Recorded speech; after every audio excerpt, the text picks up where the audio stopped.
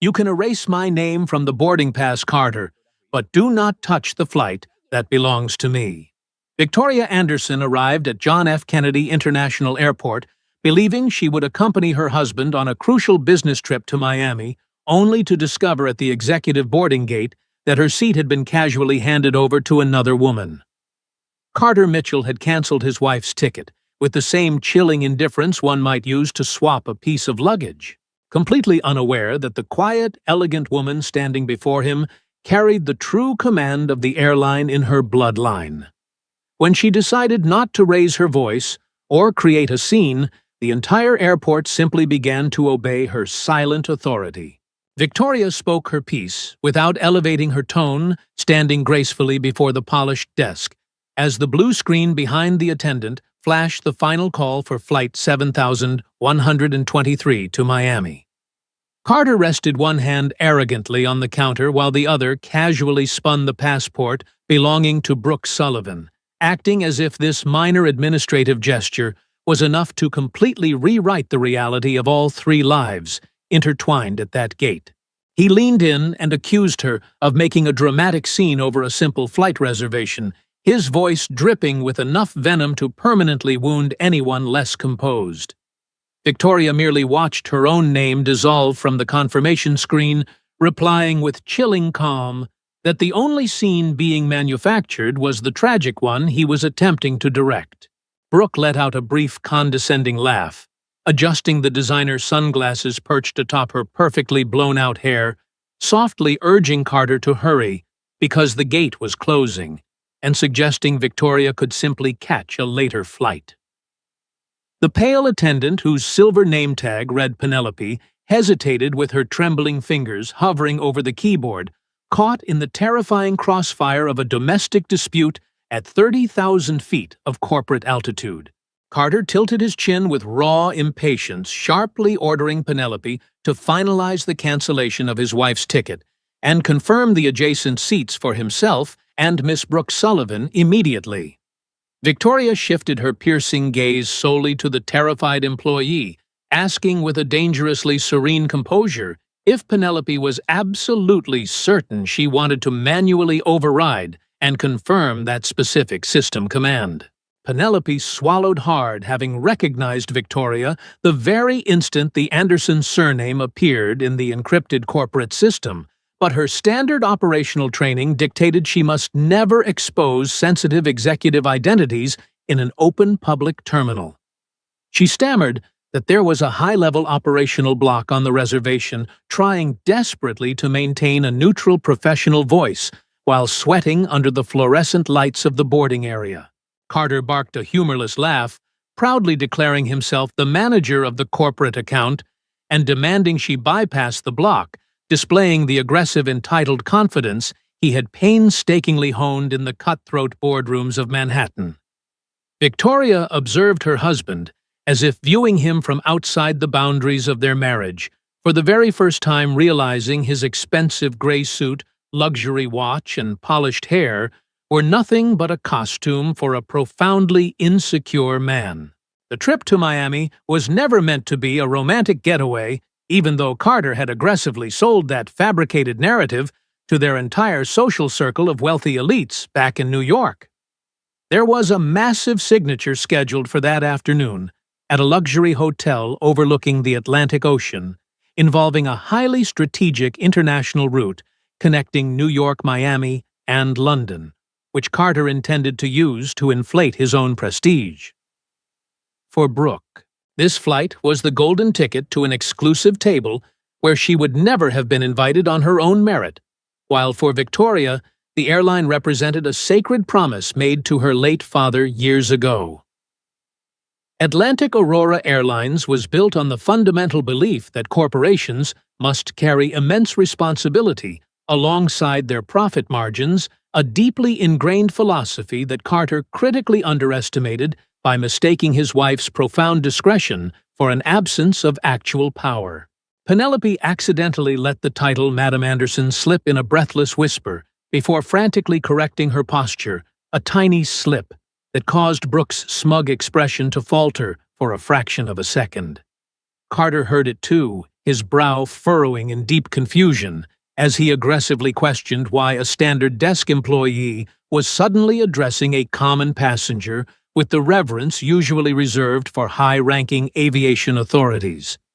The attendant stared helplessly at her monitor, where a bold red line blinked violently beneath the cancelled reservation, clearly indicating a severe security violation regarding an unauthorized attempt to alter a heavily protected executive profile.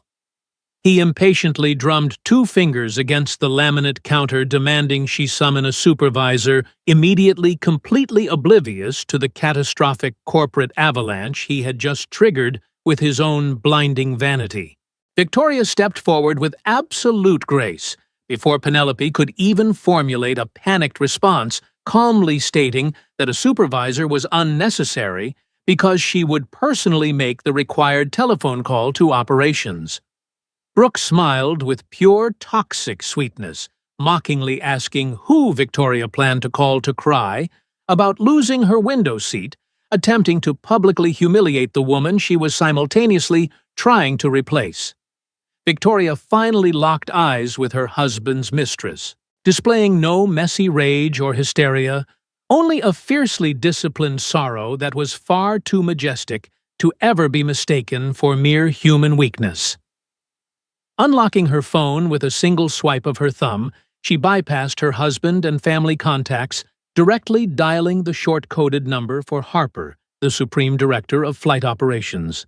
As the airport's overhead speakers announced the absolute final boarding call, drawing curious polite stares from wealthy passengers in the executive lounge, Carter rubbed his face in extreme irritation, asking if she truly intended to humiliate herself publicly. Victoria ignored his taunt, speaking into the receiver, with a voice of pure steel verifying the manual alteration on the premium manifest and issuing a direct, chilling order to initiate a hard gate hold and a temporary freeze on the aircraft's departure. The entire ground crew froze, the digital boarding sign suddenly morphed into an operational delay warning, and a senior blue-suited supervisor began sprinting down the concourse flanked by security personnel wielding specialized tablets. Carter stared out the massive glass windows at the massive immobilized white airplane bearing the golden sunburst of Atlantic Aurora, turning back to his wife with the blood completely draining from his face, as she softly informed him that his flight was officially grounded. Inside the highly restricted Atlantic Aurora Executive Contingency Room, safely shielded from the chaotic artificial glare of the public terminal, Victoria carefully draped her beige coat over a leather chair, a gesture of profound order amidst the sudden destruction of her personal life.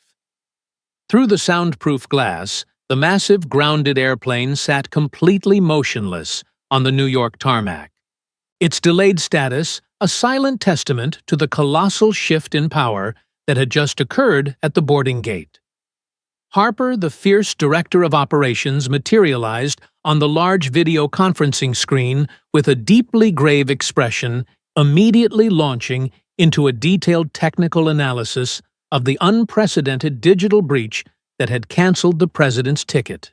She revealed that the highly restricted access credential used to modify the booking was the exact same digital key that had covertly attempted and failed to scrape the premium passenger manifest late the previous evening. Victoria closed her eyes for an agonizingly long second, absorbing the horrifying reality that this disaster was not merely a vulgar case of marital infidelity, but a calculated malicious corporate maneuver aimed directly at the heart of Atlantic Aurora. Carter had somehow left a critical digital door wide open, whether through blind vanity, sheer incompetence, or something far more sinister, and the consequences now threatened to derail a multi-million-dollar international aviation expansion.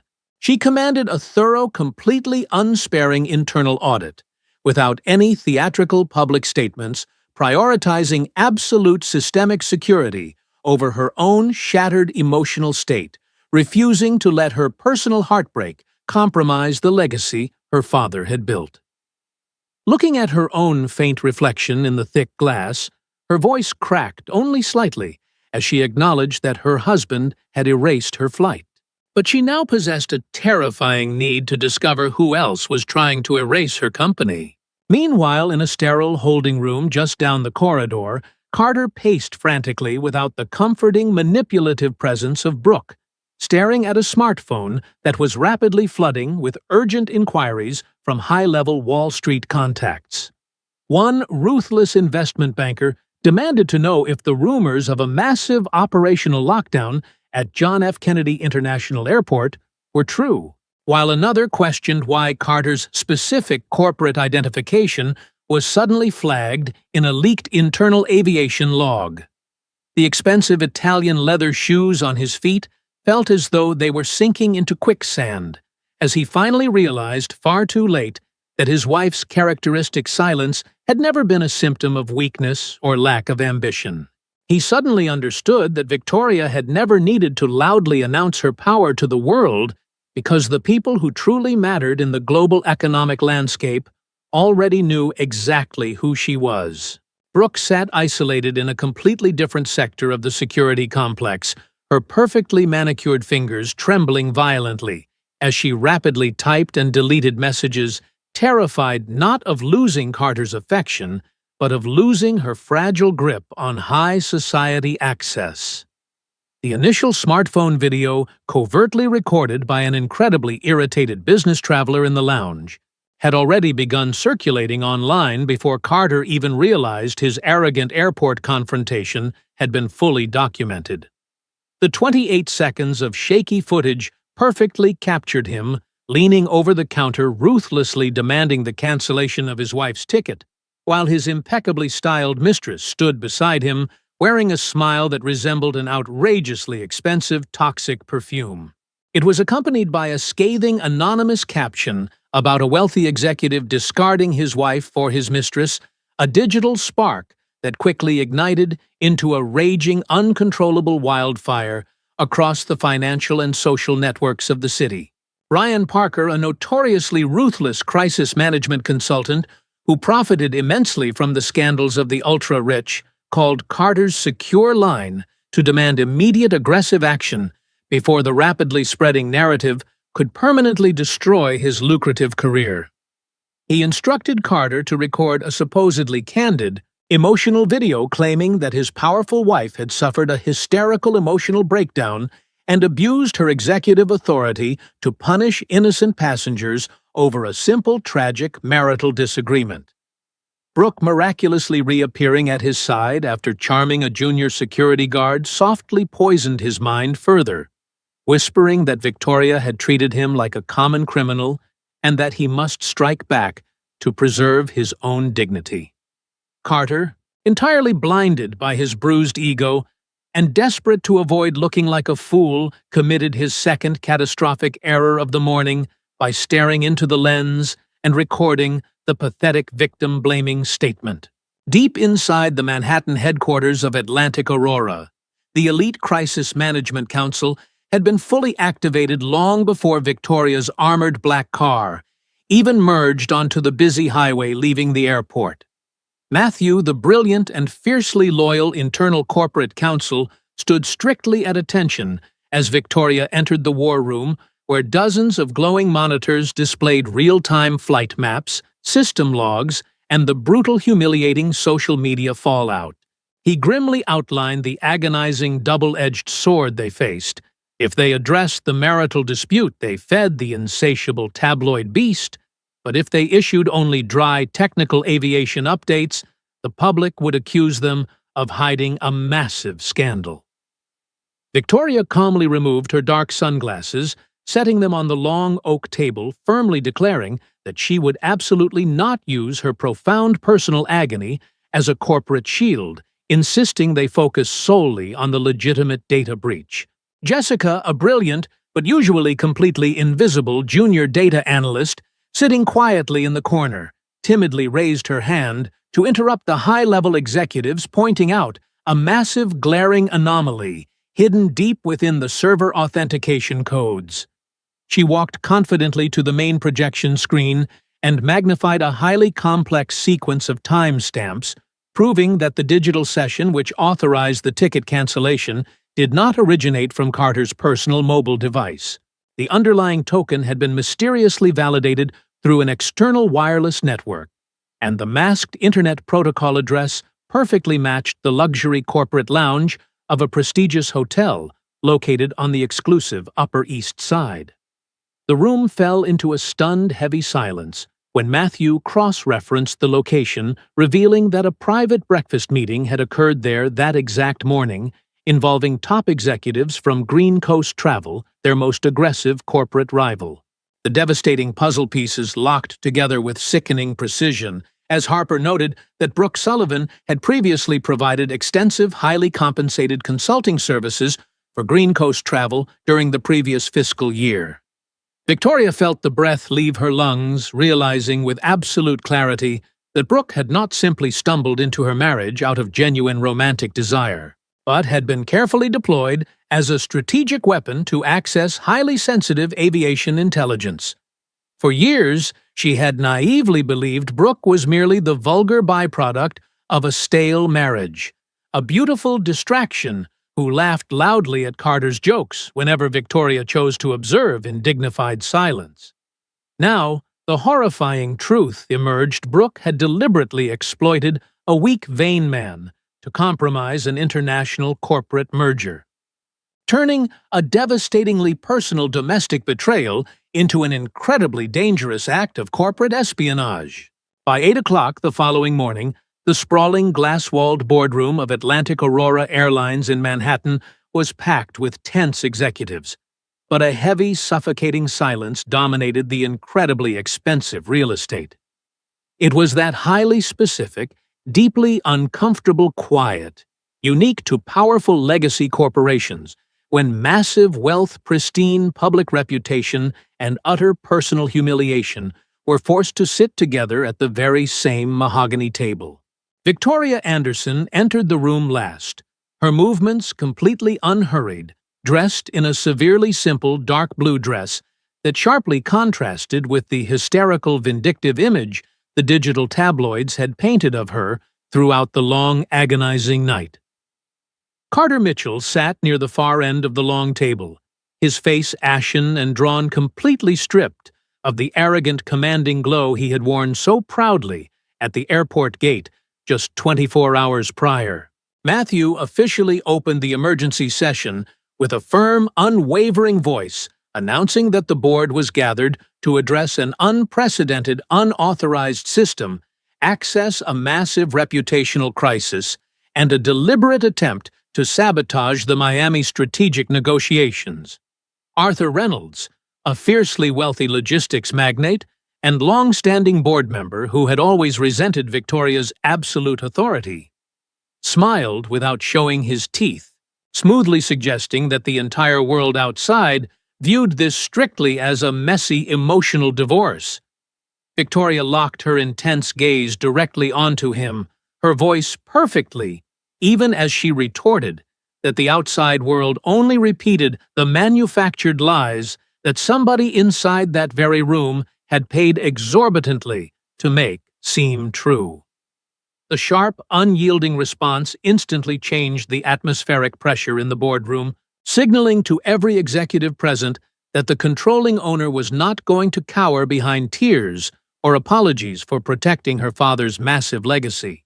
The relentless Harper projected the unarguable cold digital system logs onto the massive screen, displaying the exact timestamps, Internet Protocol origins, and the specific unauthorized queries made against the highly restricted premium passenger manifest. When Carter's name appeared linked directly to the compromised security credential, the man who had shared Victoria's bed for years was officially exposed as the weakest, most easily manipulated link in the entire corporate fortress. Carter weakly attempted to defend himself, his voice cracking, as he swore he had never intentionally accessed the confidential manifest, claiming Brooke had merely asked him to click a simple calendar link regarding their supposed romantic getaway to Miami. An uncomfortable murmur rippled through the distinguished board members as Arthur immediately seized the opportunity, loudly declaring this a catastrophic failure of governance. aggressively arguing that Victoria's inability to control her husband's digital hygiene was grounds for her immediate removal. A sudden synchronized buzzing of dozens of smartphones completely interrupted the tense interrogation, alerting the entire room to a brand new video that had just been strategically uploaded to a massive social media platform. This time it was Brooke Sullivan sitting elegantly on a sun-drenched hotel balcony, her hair softly pulled back, and her makeup carefully applied to make her appear profoundly exhausted and unjustly victimized by a cruel, tyrannical billionaire. She looked directly into the camera lens with heavily rehearsed fragility, claiming she was being unfairly targeted and destroyed by a jealous, vengeful woman who was using a massive commercial airline to punish a man trapped in a loveless, controlling marriage. A highly skeptical new board member named Thomas adjusted his heavy glasses, questioning aloud how the corporation could possibly survive this emotional circus, playing perfectly into the manipulative narrative Brooke had so carefully constructed. But Jessica, the tireless junior analyst, had not slept for 36 hours, and she finally sent Matthew the definitive, irrefutable digital proof connecting the complex web of financial transactions hidden beneath the scandal. Matthew aggressively projected a new slide clearly illustrating a direct financial pipeline flowing straight from Green Coast Travel through Brooke Sullivan's private communication consultancy, and terminating in a massive logistics holding company completely controlled by Arthur Reynolds. The silence that followed was no longer the quiet of calculation, but the absolute paralyzed stillness of raw terror, as Arthur frantically adjusted his expensive silk cuffs, warning Matthew to be incredibly careful with his wild, unsubstantiated accusations. Victoria leaned slightly forward, her eyes blazing with an ancient, terrifying clarity, informing Arthur that she was not removing him over a mere conflict of interest, but because of the smug smile he wore just moments before Brooke's video went live. Before Arthur could mount a defense, the heavy oak doors swung violently open, and a panicked executive assistant rushed in to announce that Brooke Sullivan had just bypassed lobby security alongside two aggressive investigative journalists. She was demanding to hand over printed copies of supposedly damning private text messages, attempting to force the corporate scandal into a fully public, uncontrollable spectacle right inside the sacred halls of Atlantic Aurora. Victoria refused to allow the toxic circus to ascend to the executive floors, instructing her security detail to hold the perimeter, while she personally descended in the private elevator to confront the woman who had tried to destroy her life. In the massive marble-floored lobby, employees froze in their tracks, pretending to work, while covertly watching as the absolute pinnacle of corporate power clashed directly with the most desperate form of ruthless social climbing. Brooke held up a thick folder of printed messages, her voice echoing off the high ceilings as she dramatically accused Victoria of being a manipulative, cold-hearted tyrant who had systematically emasculated Carter behind closed doors. Carter, who had desperately followed his wife down to the lobby, felt the brutal sting of his own cowardly late-night complaints being weaponized in public, finally realizing the horrifying extent to which he had been played. He stepped forward, standing not beside the beautiful mistress he had chosen at the airport, but awkwardly near the wife he had betrayed, his voice shaking as he publicly admitted that Brooke had used him to infiltrate the company. The journalists instantly pivoted their glowing cameras, capturing the exact devastating moment Brooke's carefully constructed mask of victimhood shattered into 1,000 irrecoverable pieces under the crushing weight of Carter's unexpected, brutal honesty. The chaotic lobby slowly cleared as security efficiently escorted the journalists out, leaving Brooke to be quietly ushered into a side room for aggressive legal processing, her dreams of high society dominance completely obliterated. Carter stood utterly alone in the center of the vast echoing space, looking like a hollow shell of a man who had just watched his own blinding vanity transform into the undeniable evidence of his own destruction. He weakly asked Victoria what he should do now, and she replied with chilling finality that he must simply tell the absolute truth to the auditors, even if that truth permanently destroyed whatever was left of his pathetic pride. Victoria returned to the silent sanctuary of her office, where the exhausted Harper delivered the final, most devastating blow of the entire ordeal. The original corporate authorization extending Carter's access had been physically signed by Victoria's own mother. Precisely at 9 o'clock the following morning, Victoria arrived completely unannounced at her mother's opulent townhouse on the exclusive Upper East Side of Manhattan, her mind racing with a chaotic storm of betrayal and profound sorrow. The pristine white facade, the meticulously manicured plants, and the heavy, discreet security gate seemed to belong to a pristine, untouchable world that systematically avoided the messy, public scandals currently splashed across every major financial newspaper. Laura Anderson waited anxiously in the formal living room, dressed impeccably in a light cream ensemble, her face bearing the deep, unmistakable exhaustion of someone who had spent the entire night pretending her crippling guilt was merely motherly concern.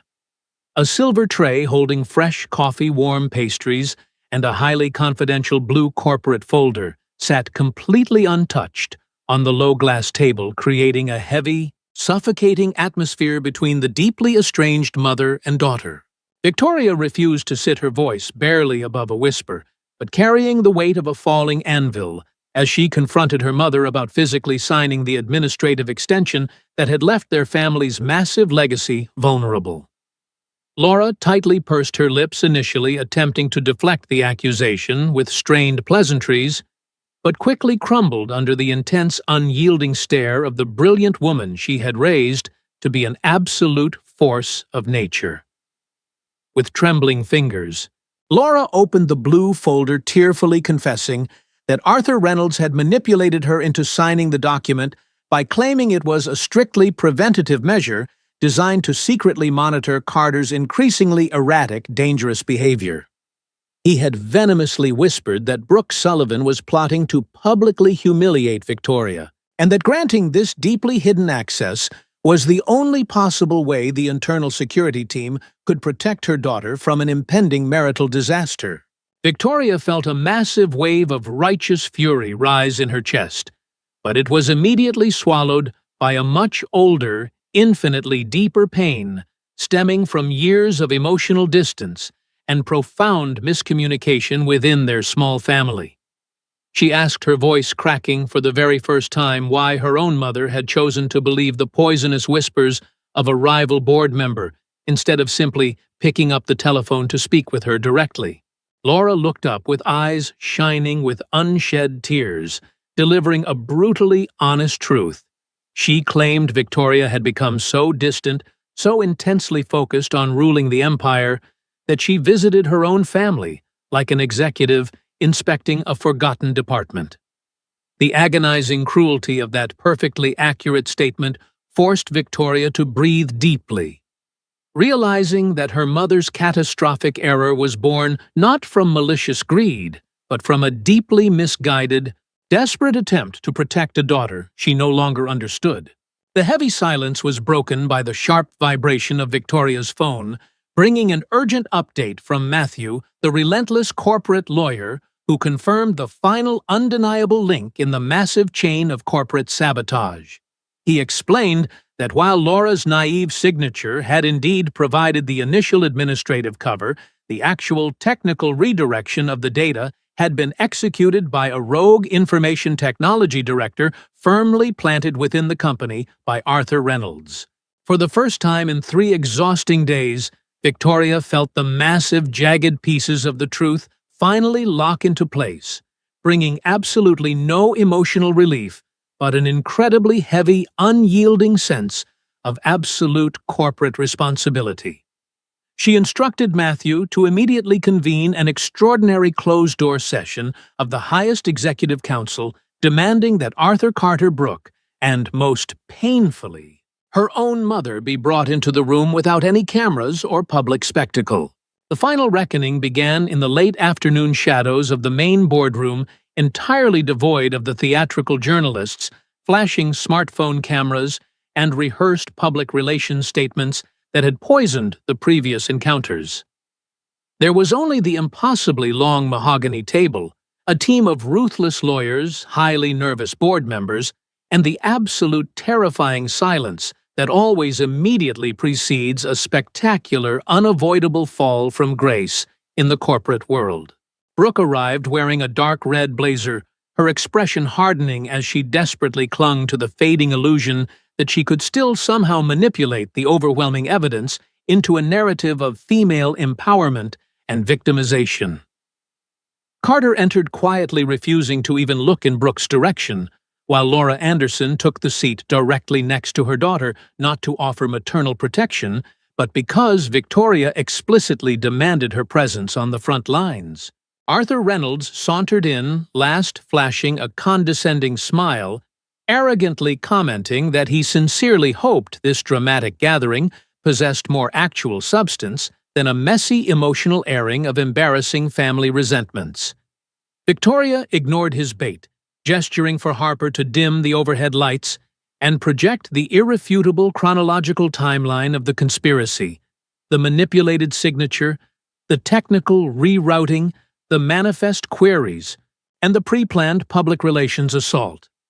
As each meticulously documented data point appeared on the glowing screen, Arthur's smug smile slowly deteriorated, especially when Matthew distributed printed copies of the exact emails connecting Arthur's logistics empire to Green Coast Travel's aggressive sabotage campaign. Arthur slammed his heavy hand against the table, furiously accusing Victoria of fabricating a massive conspiracy simply because she was too fragile to admit her pathetic personal life had severely compromised the airline's market stability. Victoria remained perfectly seated, calmly asking Arthur if he truly believed he was still in a position to hurl insults before unleashing the ultimate lethal weapon hidden deep within the company's founding documents. She cited a highly obscure, deeply embedded clause in the original corporate bylaws, a clause Arthur himself had helped her late father draft decades ago, which mandated the immediate suspension of any board member caught manufacturing artificial conflicts of interest. Brooke attempted one final desperate interruption, but Victoria silenced her with a single devastating look, pointing out that Brooke's decision to wear white and invite the press proved she was a willing, eager participant in the attempted coup. The brilliant facade completely shattered. Brooke was reduced to a frightened, ruined consultant realizing her entire career was over, while Laura bravely signed a fully transparent legal declaration admitting her massive mistake without demanding any pity.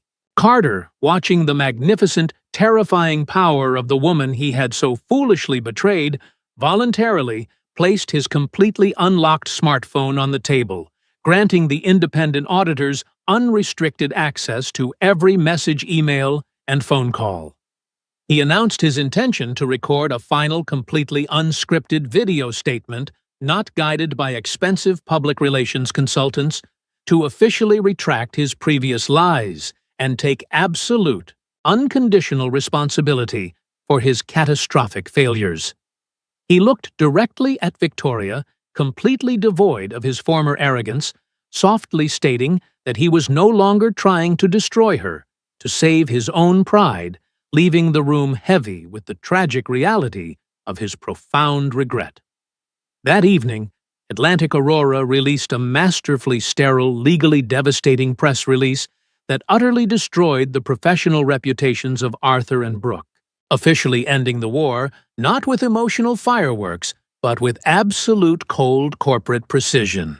In the immediate brutal aftermath of the corporate bloodbath, the scandal rapidly transitioned from sensational tabloid fodder into a clinical, merciless dismantling of several highly lucrative careers across the city. Brooke Sullivan lost her two most prestigious consulting contracts before midnight, and by the following afternoon, her entire firm was publicly placed under severe external review, effectively exiling her from the elite circles she had sacrificed everything to join. Arthur Reynolds found his voting rights permanently suspended, his secure access revoked, and his supposedly loyal political allies suddenly refusing to return his frantic phone calls, isolating him in a gilded cage of his own incredibly arrogant making. Meanwhile, Carter Mitchell quietly packed his belongings and vacated their luxurious penthouse apartment without a single argument, dedicating his days to fully cooperating with the relentless independent auditors. Finally understanding the catastrophic magnitude of his own terrifying insecurities. The very next morning, Victoria Anderson returned to John F. Kennedy International Airport, completely devoid of her unfaithful husband, her overbearing security detail, and the heavy beige coat she had worn on the terrible day her name was erased. She stepped out of the black armored vehicle and walked through the executive terminal, immediately noticing that the vibrant energy of the massive airport had fundamentally shifted in her powerful, silent presence. The polished boarding desk where Carter had so cruelly humiliated her remained exactly the same, surrounded by rushing passengers and announcing departures to London, Chicago, and Miami. But to Victoria, it was no longer just a piece of furniture. It had transformed into a profound historical monument, a definitive boundary line separating the quiet, accommodating woman she had once been from the uncompromising, fiercely protective leader she was entirely forced to become. Penelope, the young attendant who had trembled under Carter's aggressive commands, tentatively approached Victoria with deeply expressive, tear-filled eyes, offering a sincere, agonizing apology for her failure to intervene more forcefully during the initial confrontation. Victoria gently took the young woman's shaking hands, assuring her that she had merely followed a flawed system, and immediately announced a sweeping permanent overhaul of the ground operational protocols. She declared that moving forward, the airline would implement incredibly strict, unbendable rules protecting passenger rights against unauthorized domestic interference, ensuring that no employee would ever again be forced to choose between blind obedience and basic human dignity. Penelope nodded with profound gratitude, and in that tiny, quiet exchange, Victoria realized that a massive global corporation was truly built upon these invisible, defining moments of intense moral clarity and shared human vulnerability. The highly anticipated press conference was strategically held in a glass-walled conference room directly overlooking the active runways, presenting a powerful visual metaphor of unstoppable forward momentum and absolute corporate stability. Matthew had desperately pushed for a lengthy, complex legal defense, while Harper demanded a dense presentation of technical data, but Victoria ignored them both, stepping to the podium with only a single small white index card. She delivered a devastatingly brief, perfectly calibrated statement, confirming the internal conflict of interest, the immediate removal of the responsible parties, and the absolute primacy of aviation security over any executive's bruised ego or personal domestic drama. When the room erupted into a chaotic storm of shouted questions regarding her impending divorce and Brooke's status, Victoria simply walked away, refusing to feed the insatiable machine, letting her profound silence serve as the ultimate unassailable answer. Later that evening, Victoria agreed to a brief, highly discreet meeting with Brooke at the corporate headquarters, not out of any lingering sense of pity or desire for revenge, but because certain dark chapters require a formal closing. Brooke arrived looking entirely stripped of her former theatrical glamour, bitterly accusing Victoria of possessing the immense privilege of a wealthy surname, claiming that ambitious women without immense resources were forced to fight dirty just to survive in a man's world. Victoria remained completely calm, effortlessly dismantling the pathetic excuse by pointing out that true ambition is fighting for a seat at the table, while absolute filth is hiding a knife under that very same table to backstab another woman. Brooke left the office carrying the massive, undeniable weight of her own permanent professional ruin. finally realizing that the incredible brilliance she possessed had been entirely wasted on tearing others down instead of building herself up. 2 days later, Laura Anderson arrived at Victoria's penthouse without calling ahead, carrying a worn, incredibly simple cardboard box filled with decades-old handwritten letters from Victoria's late father, preserved carefully since the very foundation of the airline. The sprawling, brightly illuminated skyline of Manhattan stretched out endlessly beyond the floor-to-ceiling windows, providing a breathtaking, silent backdrop as the two deeply wounded women finally sat down together without the heavy armor of corporate defense. Laura quietly confessed that she had kept the letters hidden out of a paralyzing fear of living in the past, admitting her profound failures in trying to shield Victoria from pain rather than trusting her immense strength. They did not share a miraculous, tearful embrace that instantly, magically erased the trauma, but they slowly began the agonizing, incredibly beautiful work of rebuilding their fractured relationship on a foundation of absolute, unvarnished honesty rather than suffocating protection. After a week, Carter asked Victoria for one final meeting at a quiet cafe, bringing signed divorce papers and admitting he had resented her strength because of his own insecurities. He made no excuses or requests for reconciliation, acknowledging that his apology could never undo the damage he caused. Victoria appreciated his honesty, but insisted that true healing required distance, explaining she could never return to someone who viewed her success as a threat.